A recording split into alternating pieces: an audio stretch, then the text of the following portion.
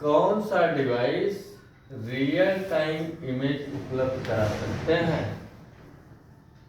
पहला ऑप्शन है walkie talkie, दूसरा है पीओएस मशीन, तीसरा है डेस्कटॉप कंप्यूटर, चौथा है ड्रोन। ठीक है, तो वॉकी टॉकी क्या होता है? ये हाफ डुप्लेक्स डिवाइस है। ठीक ना। पीओएस मशीन क्या है? इस पे भी क्वेश्चन पूछता है ट्रिपल सी में, एक दो क्वेश्चन पूछेगा ही पूछेगा। पीओएस मशीन वो होती है जिसपे वो छोटे डिवाइस जिसपे हम कोई भी काम करते हैं और वो रसीद देती है। जैसे सीबीसी मशीन जिसमें हम ब्लड चेक करते हैं, वो भी रसीद देती है। जहाँ से हम पैसा निकालते हैं, यदि हम उसकी रसीद ले रहे हैं, छोटी मशीन जो होती है रसीद देती है हमको कितना हमने पैसा निकाला है, उसका जो रिकॉर्ड देता है। या हम रोडवेज से यात्रा करते हैं या हम मॉल में सामान खरीदते हैं, तो हमारा सामान कितने का है वो पहले हमको बिल देता है। ठीक है, या तो कंप्यूटर से निकालेगा या तो पीओएस मशीन से निकालेगा। रोडवेज का कंडक्टर जो टिकट काटता है, जिस मशीन से काटता है, वो भी हमको रसीद देता है कि आपका टिकट कितने का है। तो वो डिवाइस जो आपकी रसीद निकालती है वो पीओएस मशीन में आती है। ठीक है, तीसरा है ओपन कैमरा। वो कैमरा जो ओपन हो, चाहे डिजिटल हो चाहे मैनुअल हो। चौथा है ड्रोन। क्वेश्चन कह रहा है कि कौन सा डिवाइस रियल टाइम इमेज, मतलब एक्यूरेट किस टाइम में वो इमेज खींची गई है, इसकी जानकारी कौन सा डिवाइस हमको देगा? वो है ड्रोन कैमरा। ठीक है, दूसरा है स्पाई पेन में कैमरा उपलब्ध होता है। स्पाई पेन क्या होता है? वो कैमरा जो हमारे पेन में अवेलेबल होता है, जिससे हम राइटिंग करते हैं, लेकिन ये ओपन नहीं होता है, सीक्रेट होता है, गुप्त होता है। ठीक है, तो इसमें हो जाएगा गुप्त कैमरा। ठीक, नेक्स्ट है मोबिक्विक। मोबिक्विक क्या है? विंडोज सॉफ्टवेयर है, वायलेट है, डिजिटल वायलेट है, ऑल है?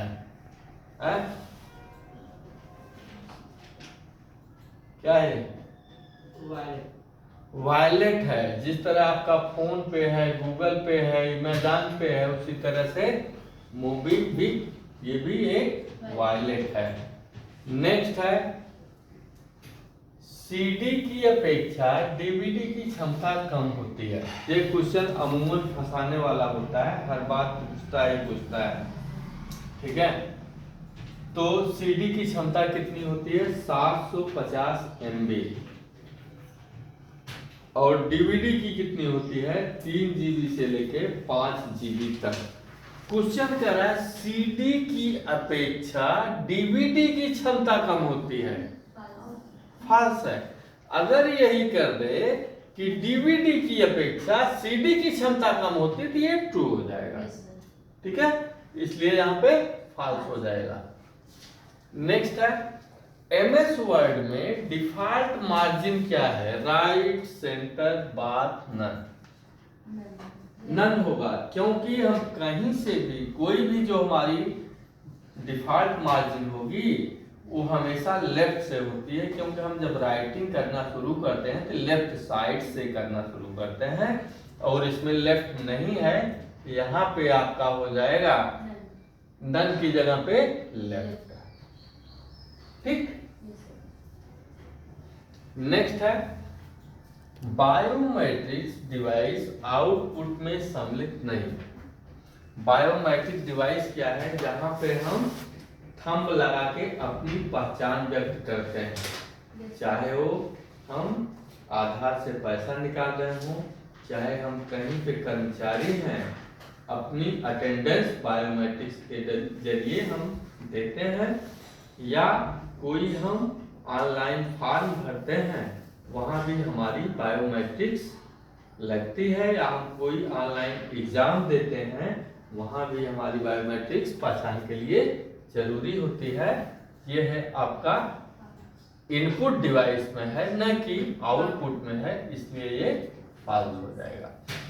नेक्स्ट है फेसबुक का मूल प्लेटफॉर्म क्या है।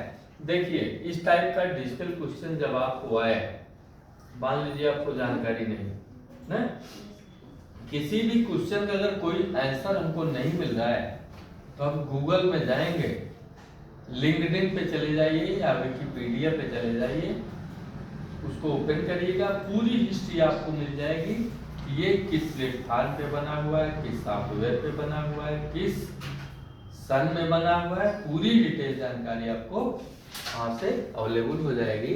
तो ये होगा आपका पहला ऑप्शन है टोटा, दूसरा है क्वेटा, तीसरा है मेटा, चौथा है ऑल। फेसबुक और व्हाट्सएप का दोनों का प्लेटफॉर्म जो है क्या है, मेटा है। ठीक है, अब उसको आप ओपन करके देखेंगे तो वहां आपको मेटा दिखेगा। उसका सिंबल होता है कुछ इस तरह से। ठीक है, नेक्स्ट है व्हाट्सएप के फाउंडर कौन है। जेन कुम, ऑस्टिन, ब्रायन, ए और सी।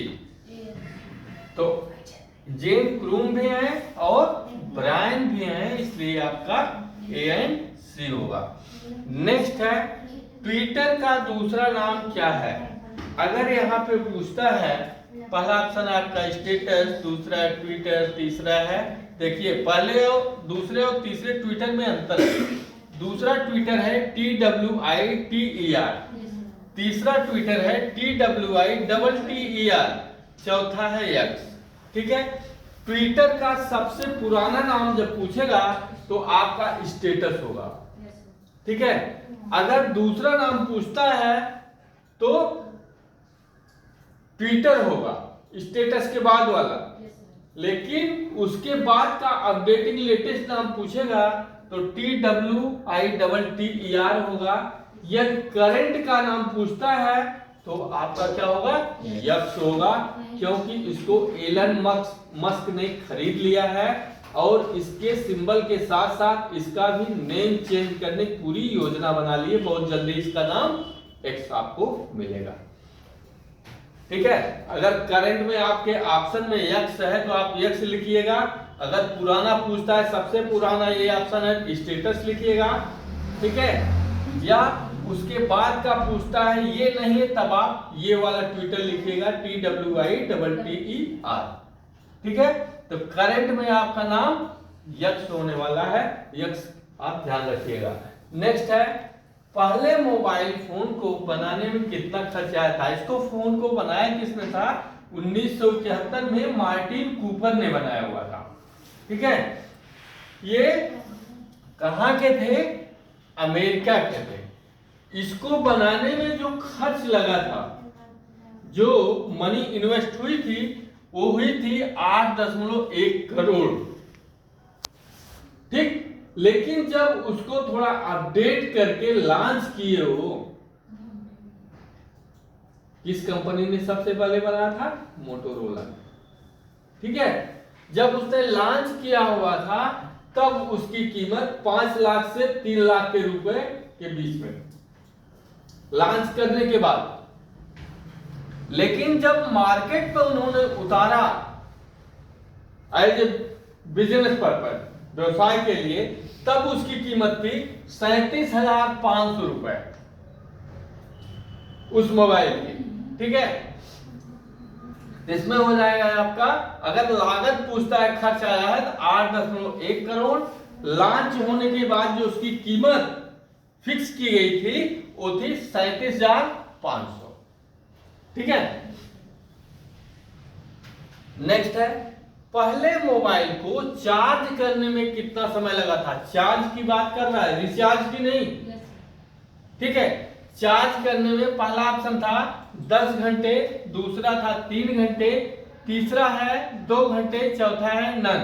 तो इसको सिर्फ चार्ज करने के लिए, जैसे हम मोबाइल लगाते हैं चार्ज करने के लिए, हमारा आधे घंटे या 1 घंटे या 45 मिनट जो चार्ज होता है, उस मोबाइल को चार्ज करने में जो समय लगा था वो था 10 घंटे। 10 घंटे में फुल चार्ज किया गया था उस मोबाइल को।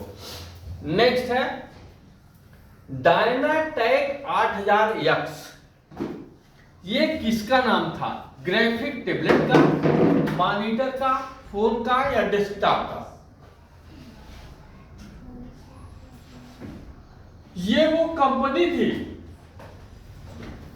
जिसने मार्टिन कूपर की खोज के बाद पहला जो हैंडसेट लॉन्च किया था, उसके सीरीज का नाम था मोटोरोला डायनाटेक 8000X।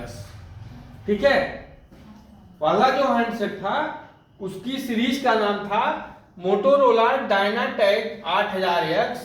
किसका नाम होगा ये? फोन का। नेक्स्ट है जिस डिस्क में फाइल्स स्टोर होती है, जैसे हम फाइल बनाते हैं, हम सेव करने के लिए जाते हैं। अगर मेरी डॉक्यूमेंट की फाइल है तो डॉक्यूमेंट के फोल्डर में जाएगी।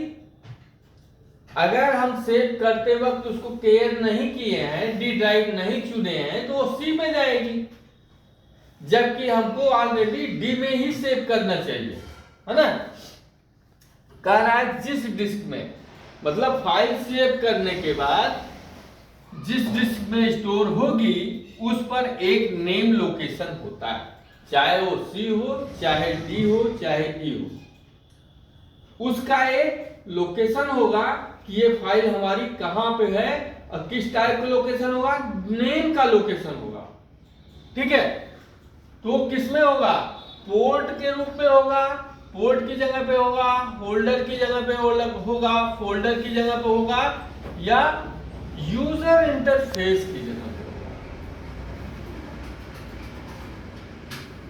किस रूप में होगा?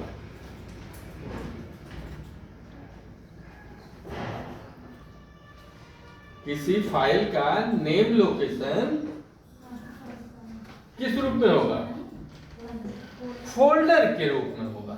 ठीक है, नेक्स्ट है UVLSI का प्रयोग किस पीढ़ी में हुआ?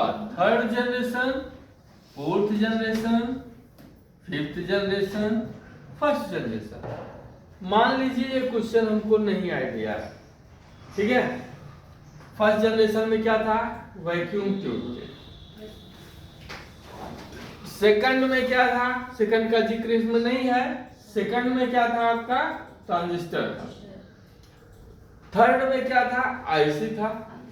अगर आपके क्वेश्चन में LSI देता है, UVLSI नहीं LSI देता है, तो आपका आंसर होगा 3rd जनरेशन। ठीक है, लेकिन यदि VLSI देता है तब 4th जनरेशन होगा। अगर सिंगल पूछता है, सिर्फ LSI पूछता है, आपके ऑप्शन में 3rd जनरेशन है, तो आपको 3rd जनरेशन पे क्लिक करना है। यदि VLSI है तो आपको 4th जनरेशन में क्लिक करना है। लेकिन यदि UVLSI है तो इसका मतलब है 5th generation, means robotic, ultra very large scale integration. 4th generation में क्या था? वेरी लार्ज स्केल इंटीग्रेशन था, और 3rd जनरेशन में लार्ज स्केल इंटीग्रेशन था। ठीक, अगर ये अलग अलग पूछेगा तो आपको अलग अलग देना है, लेकिन अगर VLSI देगा तो आपको सीधे 4th जनरेशन देना है, और यदि UVLSI है तो आपको 5th जनरेशन आंसर करना है। नेक्स्ट है माइक्रो टेक्नोलॉजी का प्रयोग 3rd जनरेशन में हुआ था, ट्रू की फॉल्स? फॉल्स। माइक्रो टेक्नोलॉजी का प्रयोग किस जनरेशन में हुआ? 4th में। ठीक है, माइक्रो प्रोसेसर और माइक्रो टेक्नोलॉजी का यूज 4th जनरेशन में किया गया, इसलिए फॉल्स है। मैग्नेटिक कोर को किस मेमोरी के लिए प्रयोग किया गया था? रैम के लिए, रोम की जगह पर यूज किया गया था, पीडी के लिए किया गया था, सीडी के लिए किया गया था? रैम के लिए किया गया था, क्योंकि तब रैम नहीं थी। रैम की जगह पे हमको मैग्नेटिक कोर ही यूज उस समय हुआ था, उसके बाद रैम की खोज हुई है। ठीक है, इसलिए यहाँ पे हो जाएगा रैम। इसका मतलब ये हुआ कि मैग्नेटिक कोर का यूज वही काम था जो अब रैम का है, कि कंप्यूटर ऑन होने के बाद ही रैम एक्टिव होती है। उसी तरह से मैग्नेटिक कोर सिस्टम को ऑन करने के बाद वो काम करती थी। नेक्स्ट है, मेमोरी की लोकेशन एड्रेस नहीं होती है। क्या होता है? फॉल्स है, क्योंकि मेमोरी में हम कोई भी डाटा, कोई भी फाइल रखेंगे तो उसका जो है फिक्स एक एड्रेस होता है। उसी एड्रेस पे उसका लोकेशन होता है। जैसे हमको कभी कॉपी पेस्ट करने के लिए अगर जरूरत पड़ती है तो कमांड क्या होता है, उसी लोकेशन से उसको खोज के लाके हमको उपलब्ध करा देता है। इसलिए यहाँ पे हो जाएगा फॉल्स।